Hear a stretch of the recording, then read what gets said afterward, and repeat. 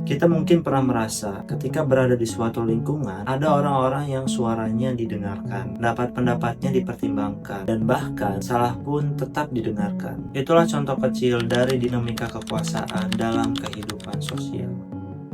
Kita harus ketahui sekarang, kekuasaan itu bukan soal politik atau jabatan. Karena dalam kehidupan sehari-hari pun, kekuasaan akan selalu hadir. Seperti di lingkungan keluarga, di lingkungan kerja, di kampus, bahkan di tongkrongan. Siapa yang mempengaruhi keputusan, siapa yang bisa memaksa, siapa yang bisa membungkam yang lain, itu adalah bentuk dari kekuasaan. Dinamika kekuasaan itu berbicara soal siapa yang memegang kendali, siapa yang tunduk, dan bagaimana posisi itu bisa berubah. Kita bisa ambil contoh di lingkungan sekolah, yaitu guru punya otoritas karena sistem yang memberi mereka kuasa. Tapi jangan salah, murid populer bisa punya kekuasaan sosial lebih kuat dari gurunya dalam membentuk opini teman-temannya. Kemudian di dunia kerja, kita tahu atasan punya kuasa formal terhadap bawahannya. Tapi jangan lupa, ada staf yang bisa jadi pengatur suasana di kantor.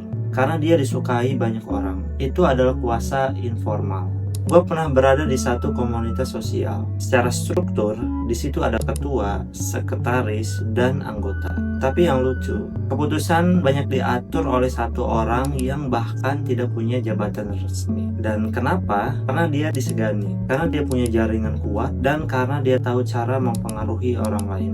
Dari situ gue sadar, karena kekuasaan gak cuma soal jabatan, tapi tentang pengaruh.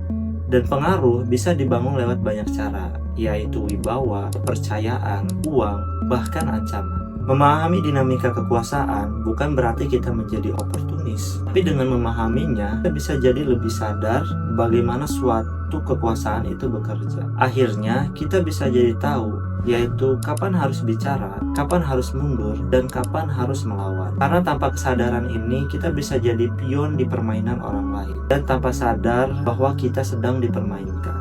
Coba lihat di lingkungan kita sekarang, siapa yang sebenarnya memegang kekuasaan di sana, dan kita sedang berada di posisi yang mana.